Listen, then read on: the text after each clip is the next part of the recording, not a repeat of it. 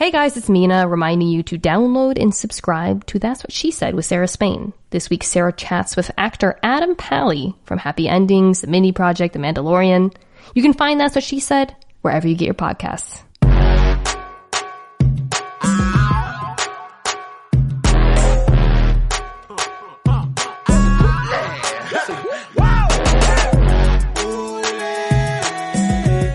Welcome back to the Mina Show featuring Lenny, the only NFL podcast where one of the hosts always picks the team with the cat mascot to finish last in the division.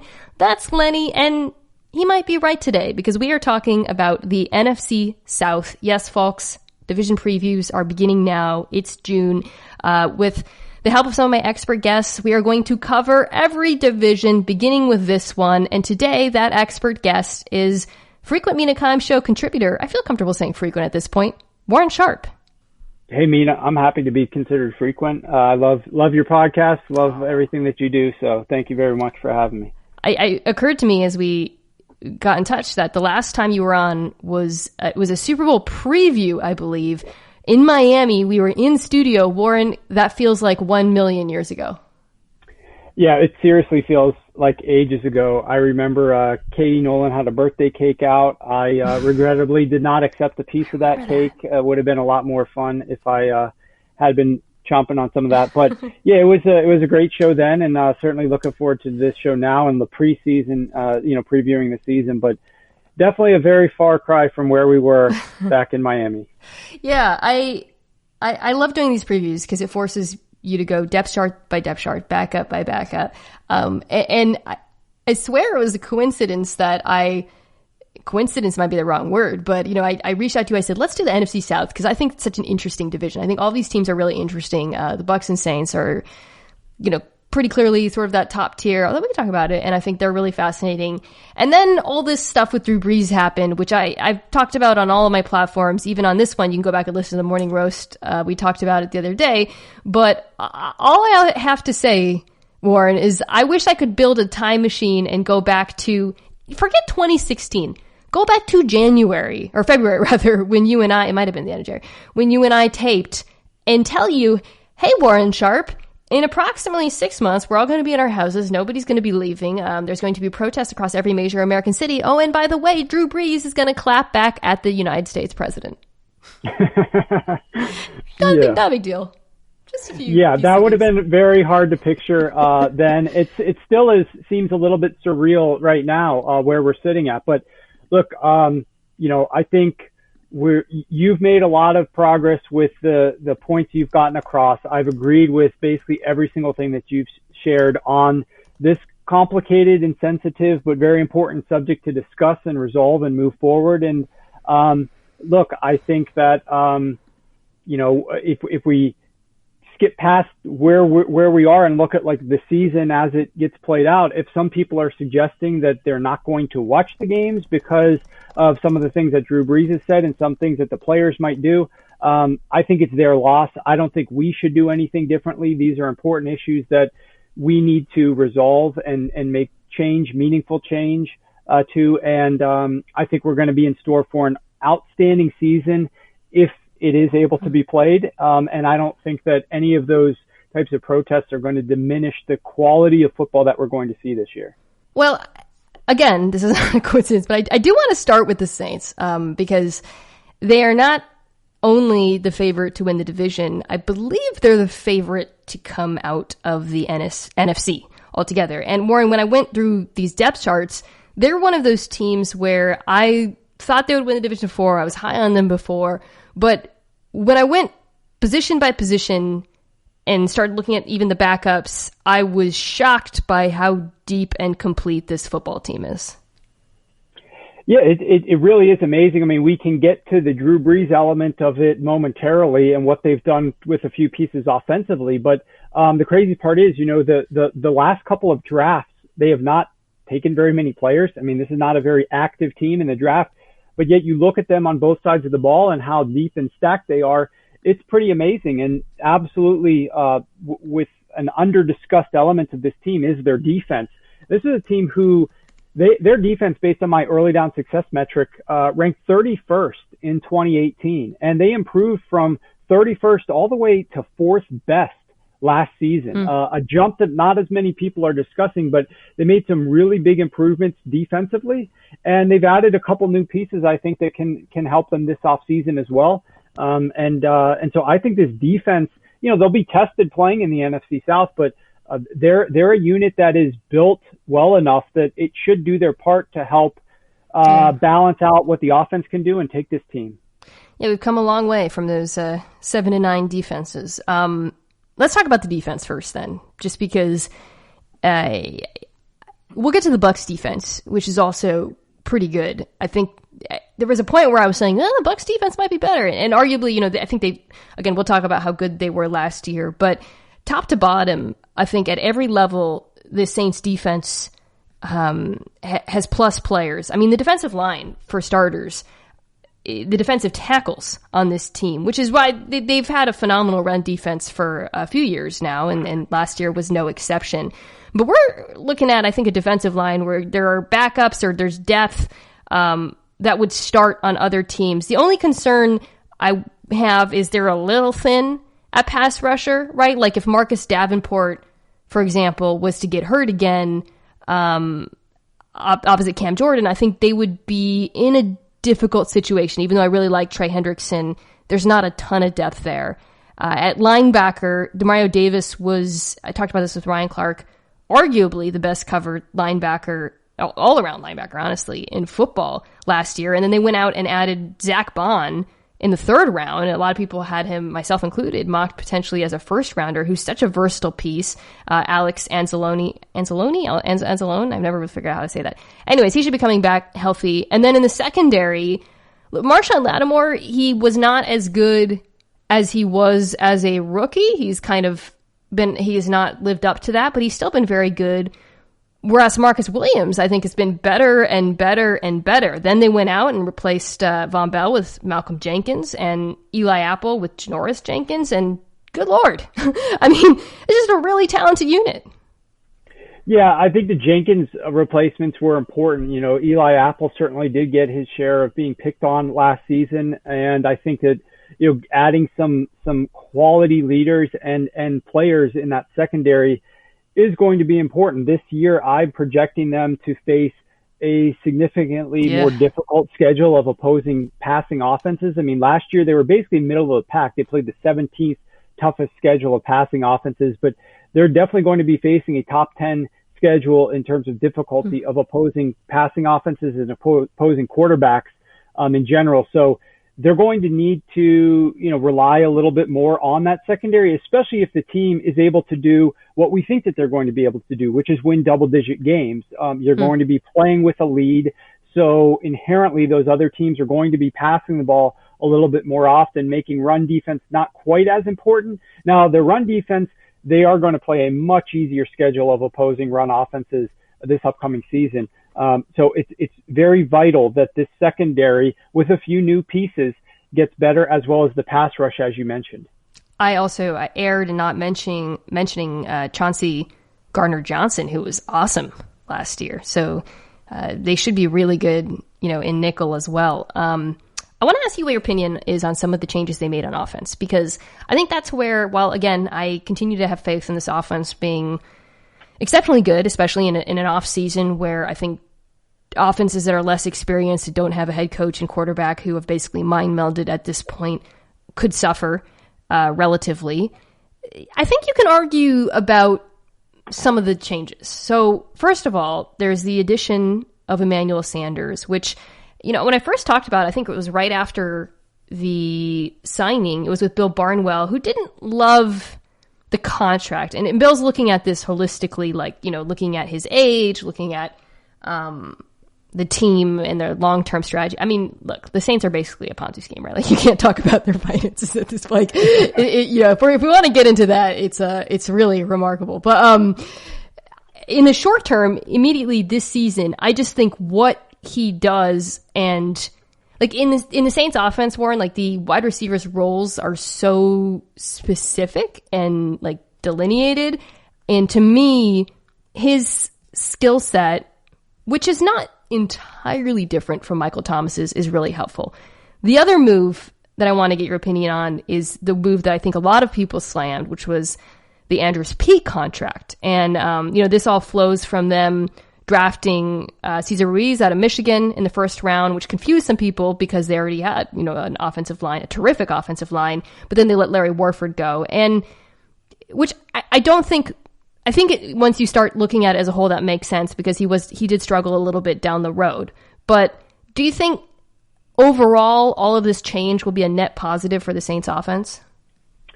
I think undoubtedly it will. And the reason I say that is because I'm a lot bigger on Emmanuel Sanders than I think a lot of other people are. And I think the best way to look at him and look at what it means for the Saints offense is just take a look at the last 3 years. I mean, we know that the Saints and Michael Thomas came on board in 2016, but let's take a look at like the last 3 years since then. Their number 2 wide receiver coupled with the tight end. So in 2017, it was Ted Ginn with Coby Fleener. In 2018, it was Ted Ginn with Ben Watson. In 2019, it was Ted Ginn with Jared Cook. We saw how big of an impact Jared Cook was able to make. I mean, the guy was a target monster for touchdowns, but his efficiency, no matter where he was targeted, how he was utilized in year one with Sean Payton's offense was incredible. He was significantly better than what Ben Watson or Coby Fleener were able to deliver over the prior 4 years where those guys were rotating back and forth almost. Adding Emmanuel Sanders to Jared Cook as the number 2 and number 3 receiving options, non-Alvin Kamara, is big, in my opinion, very big. I really do think that Emmanuel Sanders was a key cog in some of the things that Kyle Shanahan was able to do with Jimmy Garoppolo as that team progressed and was able to make the run to the Super Bowl. Certainly not like vital from added wins and that type of thing, but he was an important piece. He also is a little bit underrated in his ability to run block as a wide receiver, considering his frame and size. You may not anticipate that, but different teams that he's been on have raved about his ability to get in there, do whatever it takes. And that's where he's going to be in this offense, because we know that this offense is led by Drew Brees. It's a lot of targets to Michael Thomas. And then, you've got these other guys that are used in auxiliary manners. One game it could be X, another game it could be Y, all over the place. Maybe different target amounts. I don't see him getting upset if his target count is low one week. I don't see him doing anything other than being very professional and getting the job done, whatever that's asked of him.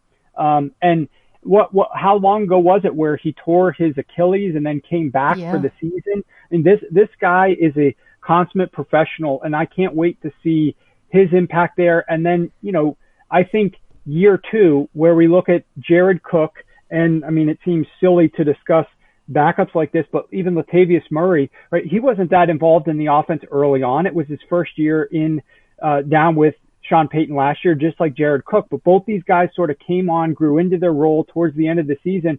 Getting those guys back for the second year in that offense, I think, is definitely going to be beneficial. So I look at their offensive moves absolutely as a net positive. Emmanuel Sanders is just solid, man. Like, he doesn't drop the football, first of all. And like I said, there's some crossover with what Thomas does in that offense, but that's what Drew Brees needs at this point. Seth Galina, who's a Saints fan who writes for PFF, had a piece, I want to say like a month or 2 ago, I remember reading, and it was about how we've all got eyes. We see Drew Brees's, he doesn't throw it deep anymore, right? And so you lose some of that big play potential, which normally would be devastating, or not devastating, might be a little bit strong, majorly negative for an offense, except for the fact that he's so freaking efficient, short and intermediate, that it doesn't matter. And now you add Sanders, who is one of, I think, the most reliable short to intermediate weapons in the NFL, reliable being the key word, and it just seems like a perfect fit to me. But I do want to ask you this. Look, Brees was great last year. Second in completion percentage over expectation. He ranks near the top in just about every metric when he played. But then he laid an egg at the end. And this is the second year in a row where that's happened, Warren. If you're the Saints, are you concerned about that given, his age and the fact that it has happened a couple seasons in a row? There's no doubt. I would be, as the any quarterback starts to get up there in age like that, I would say that there is some level of concern. Is that going to be the single element that would derail this team's ability to get to the playoffs, to get to the Super Bowl, to win the Super Bowl? I would be surprised if it was just the fact that Drew Brees' age and maybe his arm wears out a little bit towards the end of the year as being the single factor. I mean, we saw Peyton Manning without the ability in one season to like throw the ball deeper down the field as he used to, still be able to get the job done. So I think that they're going, like Sean Payton would be able to still craft an offense to maximize where Drew Brees is incredible, which is that accuracy in those short to intermediate throws. So I think Drew Brees is going to be okay unless he sustains another injury that's going to be the problem. Where I'm intrigued is an area that nobody's really discussing, and that's something that I was able to study with regard to Alvin Kamara over the course of the season. Now, I know he sustained an injury at some point and was not as productive, especially from a broken tackle standpoint. But if you look at him, where you want to use a wide receiver most is inside the 10-yard line, running the football, and as a receiver out of the backfield. Like, those are the times when you're going to get the most efficiency out of a receiver.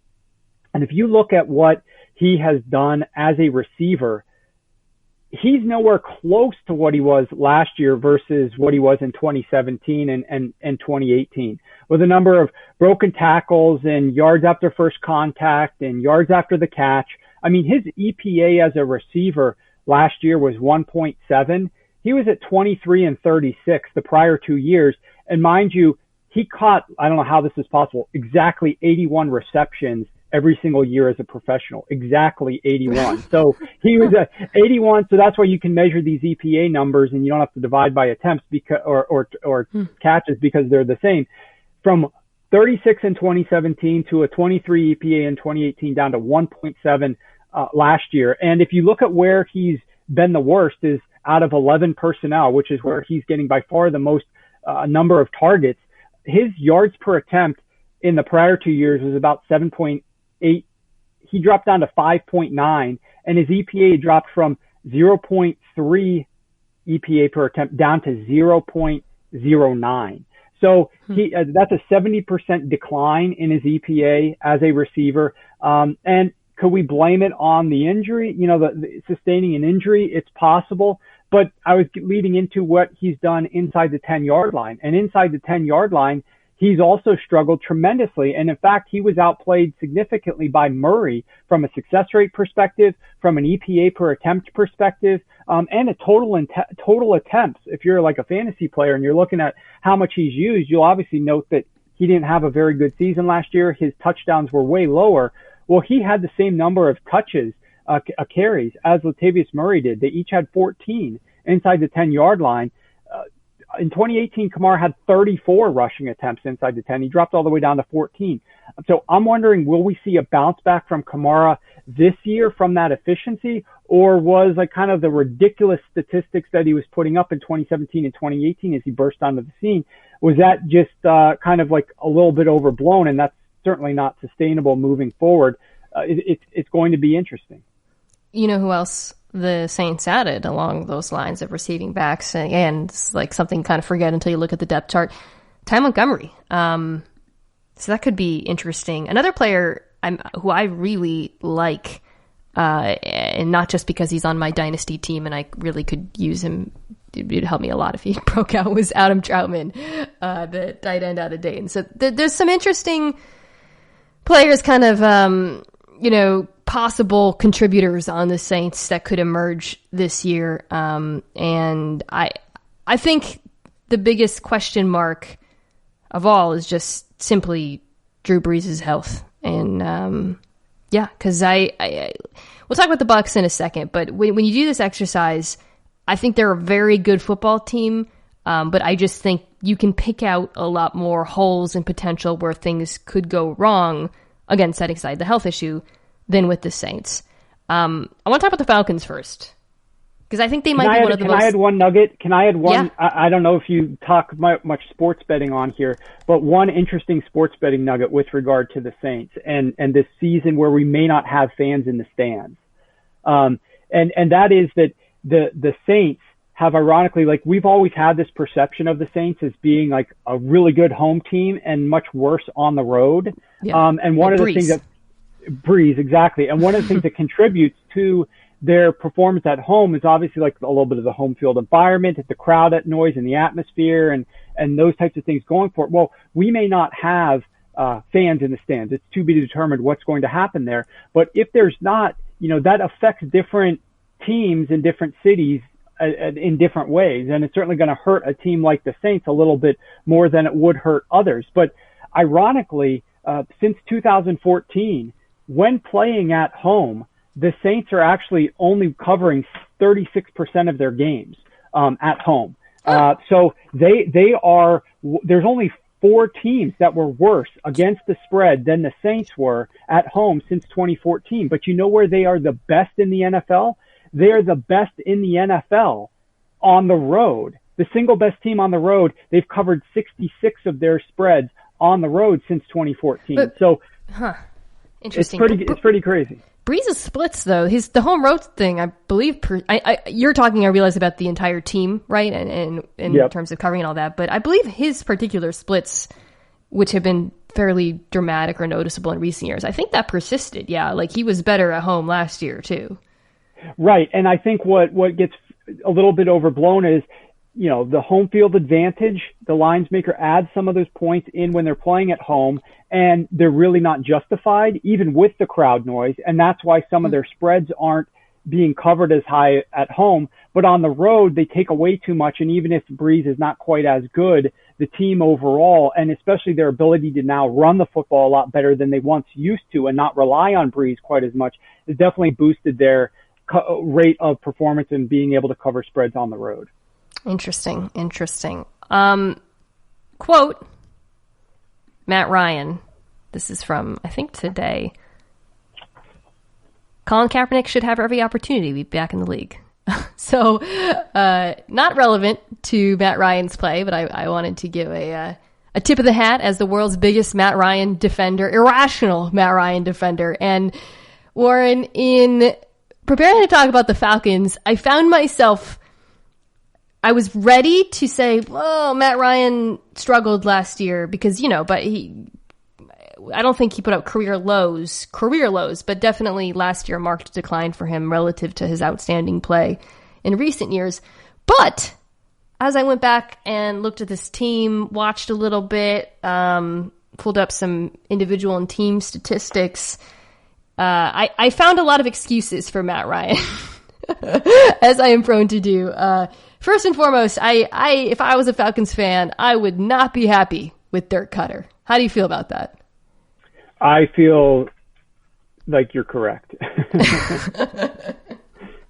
I tweeted this meanly. So they added, we'll talk about their defense later, because they drafted AJ Terrell. They could have drafted CeeDee Lamb, and I tweeted, holy smokes, can you imagine Julio Jones, Calvin Ridley, CeeDee Lamb?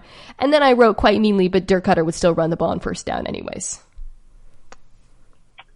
Yep. No, I did not really love what Dirk Cutter was doing last year. I think the offensive coordinators in Atlanta for a few years now really have left some things to be desired, especially with how that team is built offensively. They just haven't, this team hasn't produced a winning record since 2017.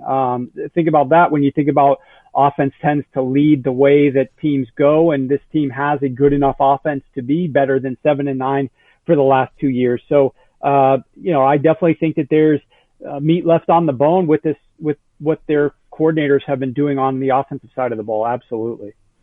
What do you think about this offense? So, last year, 12th in passing DVOA, second in rushing. They went out and added Todd Gurley, who I believe yesterday finally passed a physical. So it's a 1-year deal worth up to $5.5 million. The offensive line was a problem last year. They're an interesting problem because it's an area where they've invested a lot of draft capital, right? Even though this is like, when we think about teams in this point in their, cycle that they are, like, is this a rebuilding team? Is this an advanced team? This is not shouldn't be a rebuilding team, given you got Matt Ryan, you got Julio, like where the talent is. And yet they have a rebuilding offensive line that struggled, to my eye, especially in pass protection. They did not choose to bolster the offensive line in the draft. Obviously, there are a lot of needs on defense. Do you think that they can be better this year, and how much do you think that will help Matt Ryan? Well, certainly the fact that they had very little run game just is a problem, because that while we don't need the run game to do a lot for us, and we're going to get our most efficient production through the air, we can't have a run game that's completely absent, and their run game ranked bottom 10 last year. If they can get better protection, obviously we know how that translates to quarterback performance. If they can get better protection from their offensive line and better run blocking, that is going to help Matt Ryan tremendously. I mean, it's inevitable that it would. The interesting part about what Atlanta did, obviously, with the run game in the offseason is they brought on Todd Gurley. And, one of the things that they did was, I think surprisingly, many people didn't notice it as much, but they used a lot of two-back sets.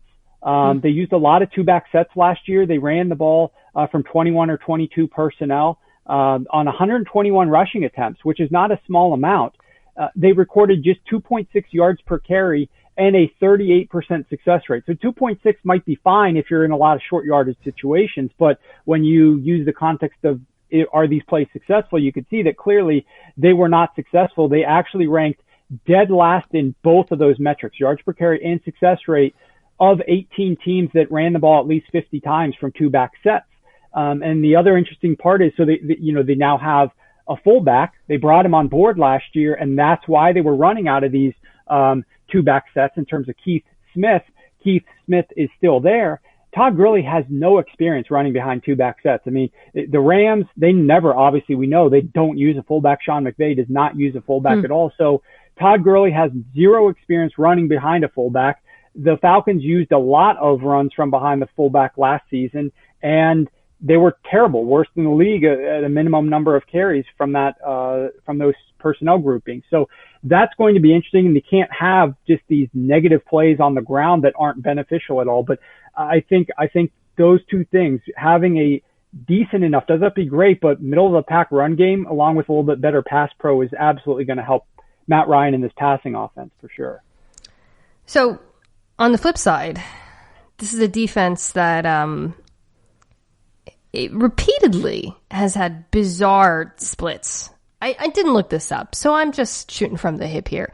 But first of all, the Falcons overall last year, I think, went 6-2 to end the season, right after starting 1-7. That's how that math shakes out. But they played mostly bad teams, except they beat the Saints, and then there was that weird Niners game, which I really want to rewatch because it's so insane. But for the most part, played easy offenses, and the defense really turned things around. There were some changes on the coaching side, right, where they let Raheem Morris get involved in the defense. But I think there's, because of the nature of the competition, and my friend Bill Barnwell pointed out that I think they were unusually, abnormally good on third down or something that's not sustainable. But they are the Falcons defense in recent years has been like this, where I want to say it was it might have been the year before where they were horrible, and then they were good, and they were horrible again. There's no middle ground with this defense. There's a lot of question marks. You've got Keanu Neal coming back from injury. I thought Deion Jones looked really good at the end of the season, and there's reason to believe he'll continue to play at that level. You have parted ways with Vic Beasley, and you've replaced him with Dante Fowler. So now you potentially have a defensive line of Tack McKinley, who I think has been intermittently good. Fowler, who's okay. Grady Jarrett, who's phenomenal. We love Grady Jarrett here. I think there's potential for this defensive line and linebacking group to be okay, the front seven, but I just cannot see this secondary, which, as you know, parted ways with Desmond Trufant, being above average. No, and I think, first of all, we know that their schedule is absolutely going to be brutal. I'm forecasting the most difficult schedule of opposing quarterbacks, but taking it to the bigger picture and touching on some of the stuff that Bill Barnwell mentioned, but even going beyond that, this was a defense, like using my early down success rate metric, since Dan Quinn has come to town, has ranked 31st, 27th, 30th, 29th. And then last season, they were abysmal in that as well. They ranked 29th, but they were much worse when Dan Quinn was still calling plays on the defensive side of the football. I do not know. I think it must be, there's only one reason why. It's got to be the personnel with what he had in Seattle, that the players themselves, the guys, and you know Seattle better than I do, obviously, but the guys he had in Seattle helped with his scheme much more than what he's implementing here in Atlanta. And as a defensive-minded head coach in today's NFL, for you to put defensive numbers up like this consecutive years in a row, should be enough to probably get you fired. And I think that's exactly why he started 2019, and he fired his DC in 2018 at the end of the year, which is, I think, his second one that he's used. And he said, I'm going to call the plays this year. And if we're going to go down with the ship, I'm going to go down with the ship if we don't do well on defense. But, I need to be calling the plays. I can't pin the blame on somebody else because I just fired the last guy. So he calls plays for the first 8 weeks of the season, goes against the NFL's 13th easiest schedule of passing offenses, and is terrible. They rank 32nd in the NFL in terms of their overall pass defense, whether it's yards per attempt, success rate, EPA, passer rating, touchdown to interception ratio, sack rate, every single thing. They were bottom 5 in the NFL. They were absolutely abysmal. Third down conversion percentage, dead last. Takeaways, dead last. Red zone defense, dead last. 1-7 record through the first 8 weeks. They have a bye. Boom. What comes back after the bye? Like you said, Raheem Morris, who was actually coaching their wide receivers, even though he has a defensive background, he comes in. They got Jeff Ulbrich, who's their linebackers coach. What's interesting is Ulbrich calls plays on first and second down. Morris calls plays on third down and in the red zone. Sounds extremely complicated. They're making the change mid-season, and they now go up against the third toughest schedule of pass offenses the rest of the way. And they end up going from basically last to first, from worst to first. The third down conversion rate, as Bill Barnwell mentioned, dropped from 53% down to 38%, literally worst to first. The red zone conversion rate from 66% to 38%. That's dead last to fifth best. They were tremendous with that change. But my concerns are along the lines of what he said, so I won't go into all the detail there. But at the end of the day, those two things are less likely to carry over, and the early down production later in the season was still not great. So that's the first thing I'm worried about in 2020 is that, yeah, you did better late, but that was mainly because of these third downs and red zone situations. In addition to that, there's a big element of surprise. It's not like Dan Quinn goes out before the bye week and says, guess what? I'm going to fire myself as defensive coordinator. I'm going to promote these guys. Here's how we're going to call things. Nobody knew. So when they come out of the bye week and they start making these changes and different guys are calling plays and they end up going and beating the Saints 26-9 right out of the bye week in a massive upset, like whitewashed the Saints that week, they're doing things that these other offensive coaches weren't prepared for. That's going to wear off. But I think certainly what your point about Quinn in particular coming from that Seattle defense, it's something we have seen across the NFL, which is it no longer, I don't want to say like that cover 3, it no longer works, but it is so predicated on talent.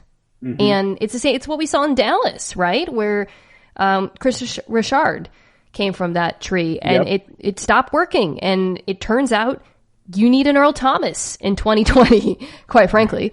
And I think the fact that they will be, I totally agree with you and Bill about, look, they're not going to have the same level of success they did on the stretch for all of the reasons we just described. But I imagine they could be closer to average than they did, certainly in the first half last season. I think Fowler over Beasley is an upgrade. Like I said, I'm high on some. They actually finished with very impressive pass rushing numbers. Second in pass rush win rate. I hate saying that phrase. Pass rush win rate. 7th in adjusted sack ratio. Part of the reason they didn't finish terribly in defensive DVOA against the pass was because the rush was good, even though the coverage wasn't quite there. They are young in the secondary, so one thinks another year will help. Obviously, A.J. Terrell is expected to come in and start in the outside. So to wrap it up, I do think that there's a pretty clear upper and lower class in the NFC South, and I think it's the Saints and the Bucs. But I think the Falcons are one of the higher variance teams in the league because I think the defense they don't have to be better, but there's potential to be better. And I think Matt Ryan is still a good quarterback. I love you, Matt. All right, let's take a quick break and then take some questions. Question. Lenny, for your thoughts. As always, thank you guys so much for listening and for your very thoughtful questions. Just going to take a few today. I'm looking at the iTunes reviews. Question number 1 comes from Jin HDJ. I don't know. It says, I'm just going to read it because I feel that it should be read in full. And Warren, I would appreciate if you took this question. Mina, you are the best. Your pods are a treat. You deserve all the stars, all caps, except for your Luke Kuechly slander. How dare you? Watch the 2015 Thanksgiving Cowboys-Panthers game, I remember, and say with a straight face that Luke isn't the best middle linebacker of the last decade. Warren, I think I said it was Bobby Wagner. But in my defense, Bobby Wagner was on the podcast.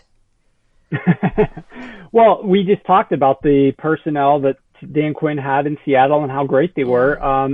So I don't know. At some point, it's like you're picking nits between which guy is slightly better than the other. I think both of those players were fabulous. But unfortunately for them, middle linebackers in today's football is not quite the same value as what they once were. But yeah, they're kind of 1A and 1B. I'm excited to do the NFC West pod because I think the Seahawks defense, we talk a lot about like how could they possibly play so much space last year, and it's very interesting to see sort of the stress that put on Wagner in particular, who struggled a little bit at times because of that, because I think he was put in a really challenging position, but again, continued to play at a very high level. But we'll talk about that when we talk about the NFC West. Johnny Wiss asks, if you do a cross pod with another podcast, who would you choose? Well, like a what do they call when you're on a TV show and then a crossover episode?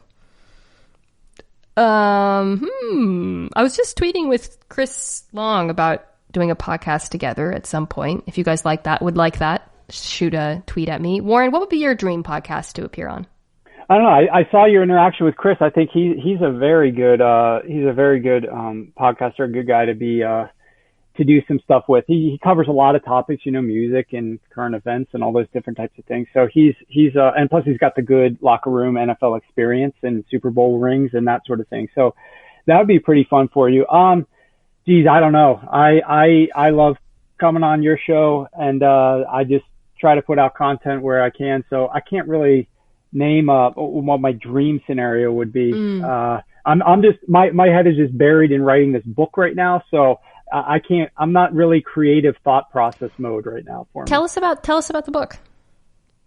Well, it's just my 2020 football preview, and we're going much deeper than I've done in the past, including some really cool visualization, some heat maps. I shared a couple of those with you about the Bucs, who we're going to talk about momentarily. Mm-hmm. But that book is going to be out beginning of July. We're pre-order. It's for pre-order on the website right now. But yeah, really excited about finishing it. The late nights till 2:30 and 3 a.m. will pay off. Well, I read that every year, and I will certainly share the link. And if you guys want to be smarter about football, I encourage you to read it as well. It's very useful. It's kind of like this division preview thing. It's like every summer there are like certain steps I go through to kind of get caught up and refreshed and re-immerse myself in these teams, and that is always one of them. Just one more question, and I think this is an interesting one, and I want your take. I brought it up with Corey from the Ravens, but he couldn't really answer it given his job, but I think you can. Evan Chang 811 wants to know, if there wasn't a 2020 NFL season, what should happen with the 2021 draft order? Who gets Trevor Lawrence? So let me ask you, Warren, how would you decide? Let's say there wasn't a season. How would you decide the 2021 draft order? Wow. I literally have never thought of this question before. So that is off the top of my head. I don't think you can go in the same order that you just went. I think that's a massive advantage to those teams. So you got to throw that out the window to begin with. I don't know. I mean, if there's obviously going to be a far more scientific, diplomatic way to do it, but you might do average of the records of the last 4 years, let's say. That's what I would do. Teams rotate on a 4-year basis. And in terms of the schedules and the different divisions that they're playing, I would go last 4 years, what's your average record? And then we do, reverse order from there. Yeah, I would. That's exactly what I would do. I think it'd be a matter of deciding 3, 4, or 5 years. One of those. You'd be rewarding perpetual media. I guess the Bengals might still. How do they do the season? Actually, that might not be right. I'm trying to remember how bad the Dolphins would certainly be in the mix. The funny thing is, it might not actually be that different. It would hurt. It would definitely hurt a team like the Patriots, right? Who perpetually are the best team, and now they don't have Tom Brady anymore. Where are they going to go? Like they might be worse than obviously what they've been producing in prior years. So they would be hurt more than some of the cellar dwellers, perennial cellar dwellers. I think a team like the Arizona Cardinals would be interesting because we already know that if they've got their quarterback right with Kyler Murray, then they would definitely benefit from having several years of bad production mixed into kind of where they're headed right now.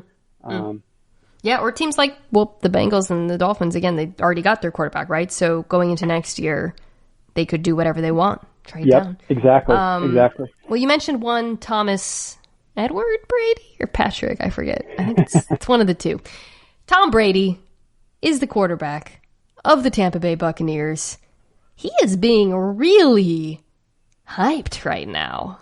I have seen him appear very high on various types of rankings, expectations for the season, hypothetical drafts, which has been a fun exercise that you heard first on the Mina and Warren show featuring Letty with Nate Tice, where we took him like 20th, 25th, maybe, I don't know. He went a lot higher in our ESPN draft. But I have mixed feelings about that, Warren, because I think Tom Brady was not as bad as he seemed last year. I think he was in a very bad situation playing with very bad wide receivers.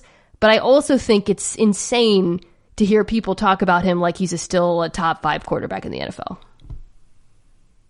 Well, the good news for Brady is that you're not going to find really any quarterbacks, regardless of how good they are, that are going to complain that much about Bruce Arians. I mean, people love playing with Bruce Arians. So I think that that's an important factor in Tom Brady being able to enjoy the experience, because there's going to be growing pains. There's going to be difficulties moving into a completely different system. So the fact that you're working with a guy like Bruce Arians definitely helps. But you're right, in terms of like where he currently is with a lot of these younger guys who can do more things. I think that it definitely pushes him down the list. Plus, if you have to factor in a little bit of the potential for fragility, we know the Bucs O-line wasn't nearly as good as, he doesn't have an O-line coach like he had with the Patriots for so many years, and that's important for that pass pro. I'm interested to see the kind of like what his mental ability brings to the table, that perhaps like his ability to anticipate and to get into good plays, how that is leveraged against kind of maybe his lack of other physical traits that maybe Jameis Winston wasn't able to do as much, picking the perfect play. Needless to say, being able to actually see 2020 down the football field. Jameis Winston versus Tom Brady is like a perfect case study for how much quarterbacks impact offensive line, right? Which, what is it? Sacks are not an offensive line stat or something is the nerd sort of statement right now, or theory. Tom Brady is an offensive line's best friend, and he could not be walking into like a better situation. I mean, he could hypothetically, but this Evans and Bruce Arians, we should talk about this. He came out and said he's going to run more 12 this year, which we know Brady likes. So you're looking at Evans, Godwin, who listeners know I'm obsessed with, and I think is like a perfect weapon for Brady. Howard, Gronk, and then you got Brady in there, so you can throw in some 13 as well. That's a remarkable come up for Brady in terms of personnel, even if the offensive line is a little bit worse. And I think this Bucs offensive line, people are going to watch them this year and think, whoa, they're a lot better. And I think a lot of it's going to be because of Brady. I also think they weren't as bad last year as Jameis made them look sometimes. So I think he is going to play better just by, I think virtue of his situation. I do worry a little bit about the off-season factor, because there's no quarterback in the NFL who I think depends more or I guess prioritizes timing and anticipation than Tom Brady and being on the same page as his receivers. And I think I wouldn't be surprised. Let me put it this way. I wouldn't be surprised if the Bucs offense we see in September looks very different from the Bucs offense we see in December. I would definitely agree with that statement. I think, there's a couple of things that would have made this, and that's true, mind you, for a variety of different players. When you got new coaches and new quarterbacks, especially moving systems out, I think it's going to be fascinating to see where these passing offenses are in particular now versus where they are mid-season. And one of the things that I know, I think it's being I think that there could be too much made of this, but it is a fact that most teams at this time of year with mini camps are not working on the run game. They're working on their pass game, their timing, and some of the offensive things that they want to do. And they can't do that right now. So a lot of this passing offense is going to be installed much closer to the start of the season than it typically is. And I do think that that's going to impact potentially, maybe not to a massive extent, but various different teams are going to be more impacted with how they come out the gates in terms of timing, precision, and efficiency out of the passing game. But the two big things that are going to be adjustments for Brady with regard to this offense that he wasn't dealing with up in New England, the first one obviously is pretty evident, the depth of target. I mean, the Bucs averaged 10.2 air yards per pass attempt, number one in the NFL. The Patriots were down at 7.7. That was 21st in the NFL. Now, we know that that's in part because they didn't have the wide receivers like the Bucs had. So naturally, you're going to be throwing the football deeper. But in 2018, Tom Brady and the Bucs were down at and the Patriots rather were down at 7.4 air yards per attempt, which is 23rd. Particularly on first down is where the difference is going to be. And that's where you could see in some of those heat maps that I was looking at, the Bucs averaged 13 air yards per pass attempt on first down, number one in the NFL. And the Patriots were down at number 26 with only 7.1. So I think the depth of target is a big thing. And then another change from New England to Tampa Bay is Bruce Arians doesn't use a lot of pre-snap motion. In New England, that was like their bread and butter. They use the second most amount of pre-snap motion in the first three quarters of the game, 65% of the time.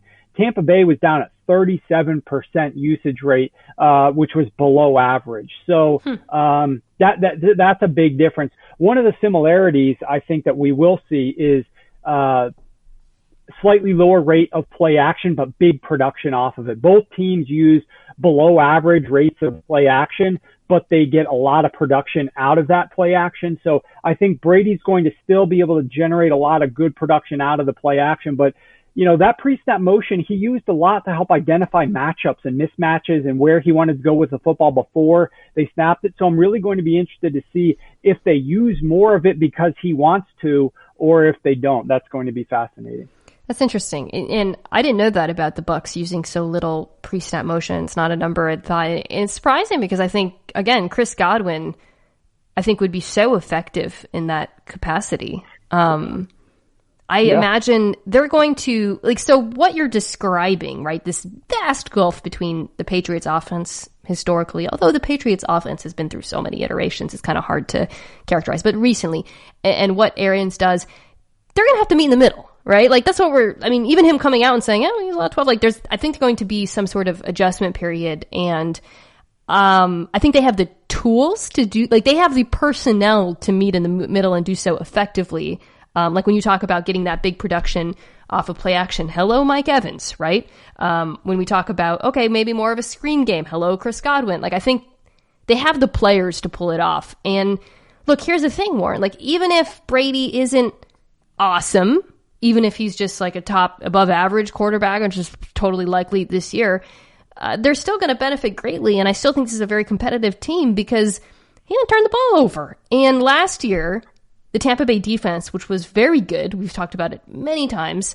At this point, it's no longer, it used to be one of those kind of hipster things to say, did you know the Bucs defense is actually really good? I think now it's kind of reached the mainstream. But last year, their average starting position was their opponent's 31.3 yard line. Second worst in the NFL. That is not going to happen this year. they're going the defense, which I already think is going to be better, even though they largely kind of stayed in place and added Antoine Winfield. They're just going to be older, another year under Todd Bowles, and they're no longer going to have a quarterback that puts them in terrible positions. Yeah, definitely on all of those. I think the craziest part was how much of what Jameis Winston struggled with truly was his eyesight.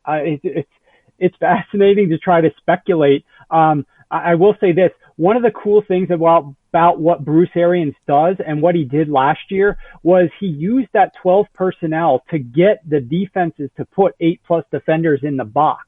And then they didn't run against it. They actually had one of the highest pass rates, the second highest pass rate of pass rates against 8+ defenders in the box. So they were intelligent not to run the football in those situations. But listen to this. Against stacked boxes last year, the NFL, across the entire NFL, there were 23 interceptions thrown against stacked boxes the first 3 quarters of the game on early downs. Okay, 23 total.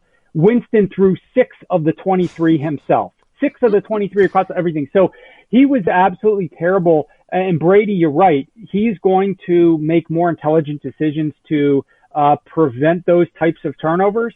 And clearly, you know, like you said, I think it is becoming a little bit more mainstream with what Todd Bowles was able to accomplish last season, but it still is worth discussing. Like, this team was one of the highest priced defenses of 2018. They shed $20 million of salary cap space from their roster on the defensive side of the football and jettisoned up the board in terms of their production. They were the number 1 defense against the run, and that was against the 4th toughest schedule of run offenses. So they were crushing teams. You could not run against them. You had to throw. The problem was their secondary really wasn't good. And if we look at where they are this year, you know, they were a 5-win team in 2018, a 7-win team in 2019.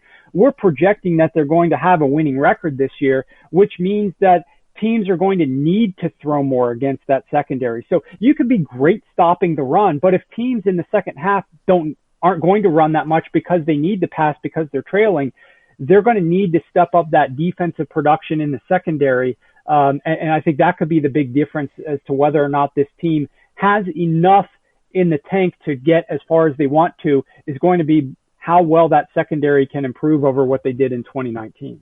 That's the big question mark, because they're so young. And, you know, like when we compare them to the Saints, right? Like where that secondary is so experienced now, especially with the Jenkins eye.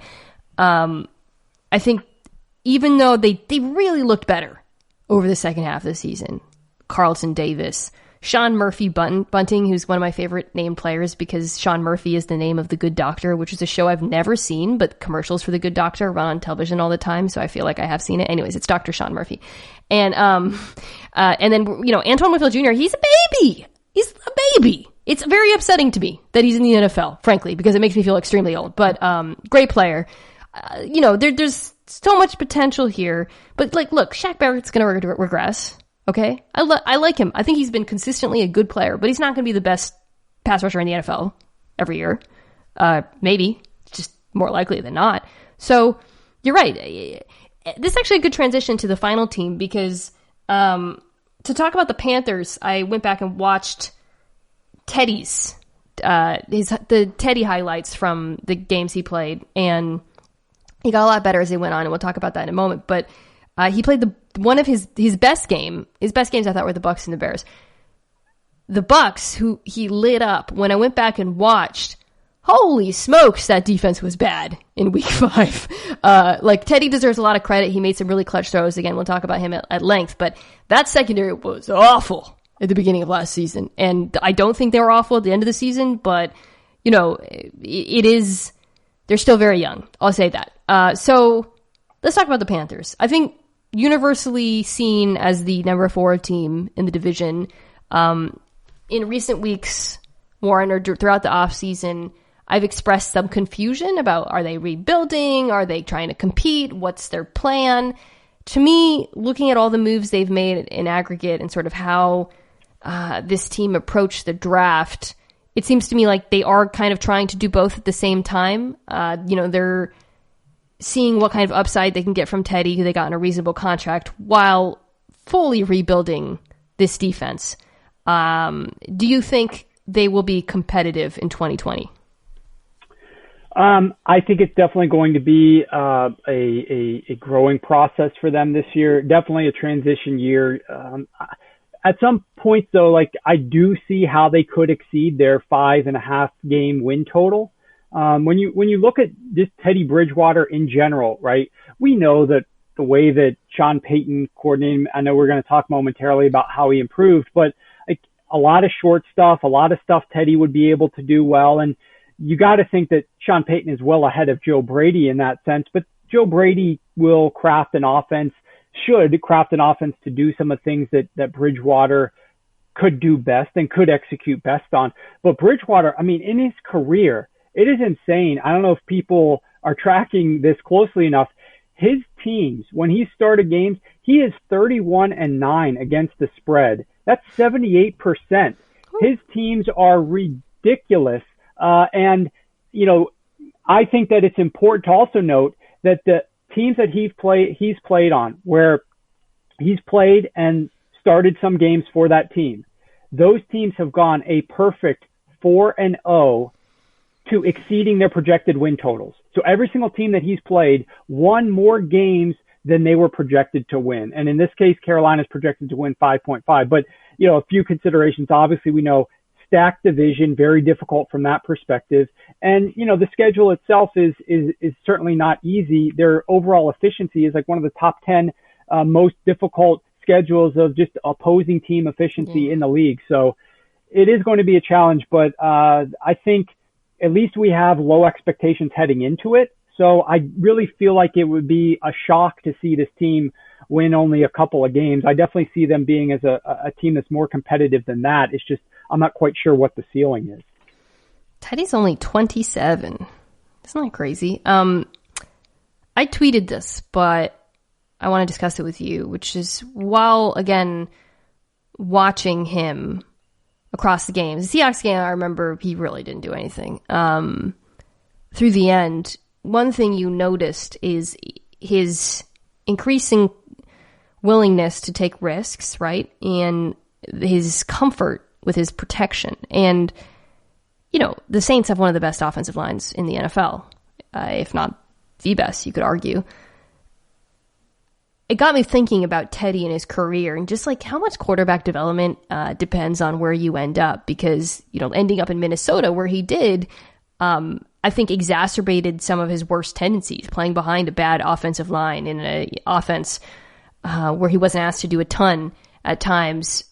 And it got, you know, I was like, man, what if he had just been with the Saints from the start? Like this sort of development, I really believe you saw it last year. What if that's something he had done earlier in his career? Unfortunately, Warren, he's going to Carolina. So once again, you know, he's not playing behind a very good offensive line. I do think they have a sneaky, nice set of weapons, I will say. I think that wide receiver group, DJ Moore, Curtis Samuel, Robbie Anderson, is actually pretty fun. And it's like a really complementary group with guys who have very different skill sets. But I worry a lot about the protection and whether or not Teddy will, you know, resume his check downy ways behind that offensive line.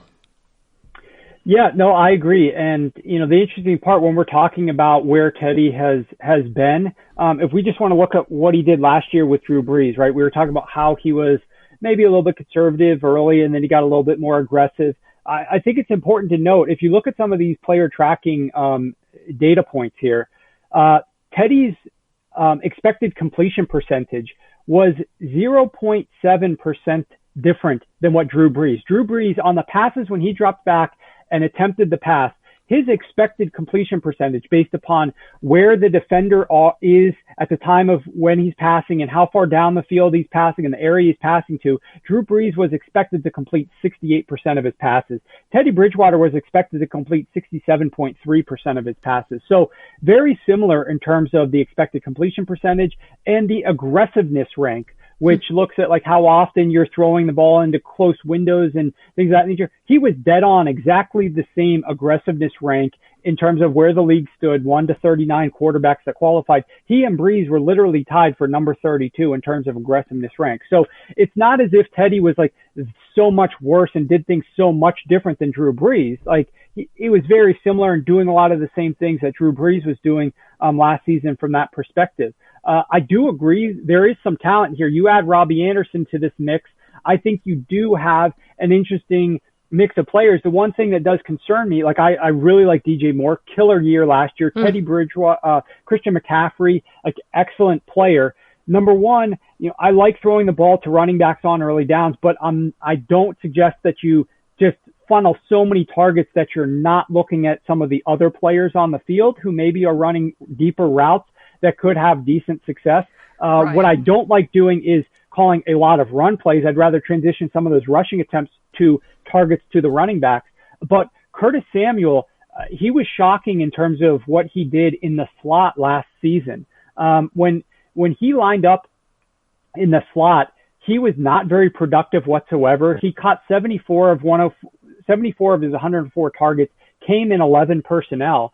He averages 4.5 yards per attempt and a 35% success rate on those targets. Not very good whatsoever, whereas like the other targeted players on the offense were much higher than he was in the slot. So hopefully Joe Brady's going to get more out of Curtis Samuel if he's in the slot this season. But I think sticking Robbie Anderson with the speed element out there and DJ Moore, you're going to have a lot of speed and ability for Bridgewater to see different levels of this attack, because you've got players that I think can work at a variety of target depths, with McCaffrey working really shallow stuff underneath. You're going to have options for Bridgewater. So I like that from this offense.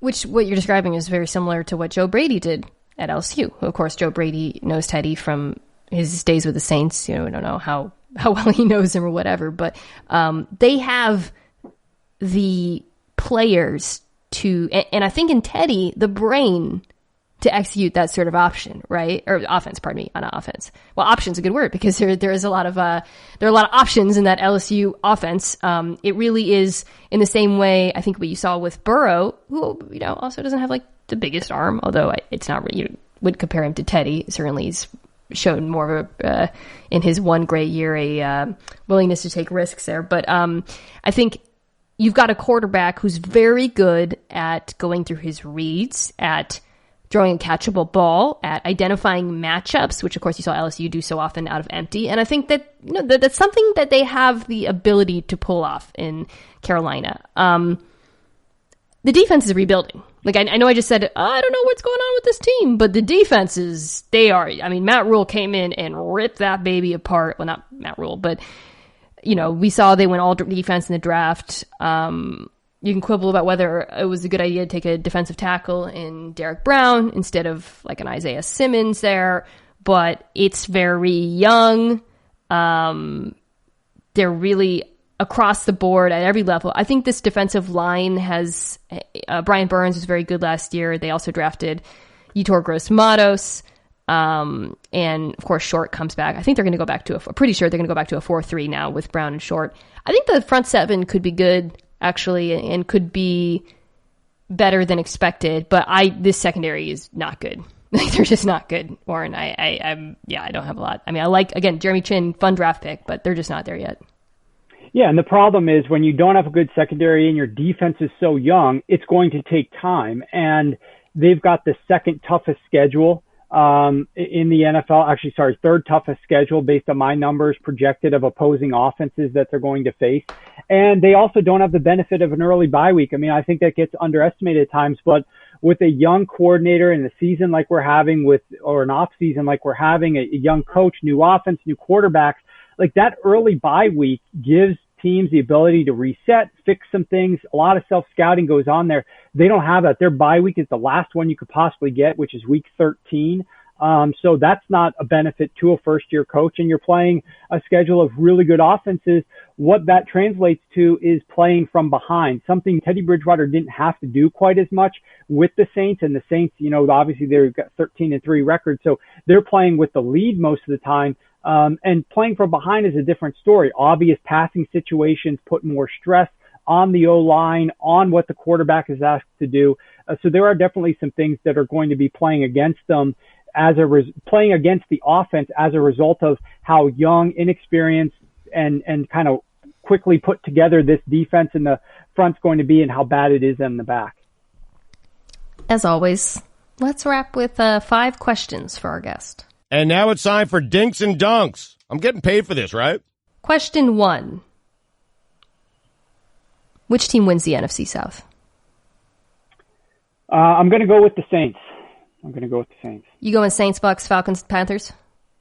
Yep, exactly. Exactly how it's planned. I do think that there's the possibility for the Falcons to have a little bit of a lower floor if some of the injury stuff doesn't go quite their way. I mean, this is a team that was actually, if they get some injury issues that crop up, that could be a factor. They were the 5th healthiest team last season. So if that happens and their defense isn't improved like we saw at the second half of the last year, I mean, I think they could drop down closer to where Carolina is. But yeah, I think that 1 through 4 is probably right. Question 2. So I alluded to this, but you guys remember we drafted quarterbacks here on our podcast with Nate Tice. There was an ESPN draft where everybody redrafted for their teams amongst all the players in the NFL. It was fun because it got a lot of people fighting.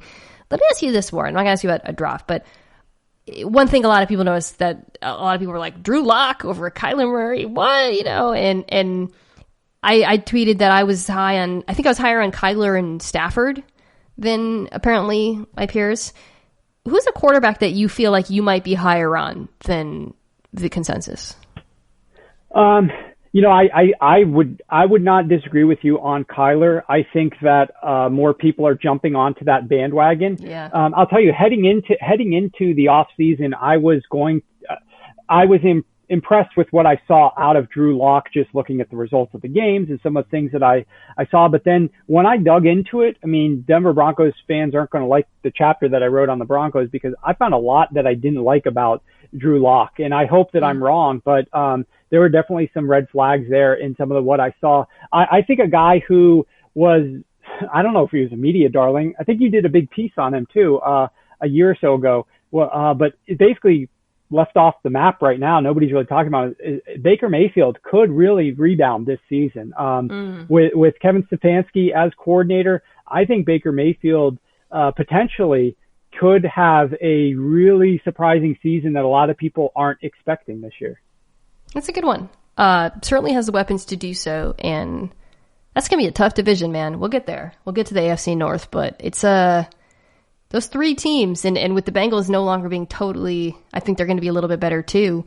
I think they're one of the better divisions in football, so we'll talk about that. I've been asking everyone this, question 3, what is a quarantine content recommendation you have for people? A book, a TV show, a movie, something you have enjoyed recently?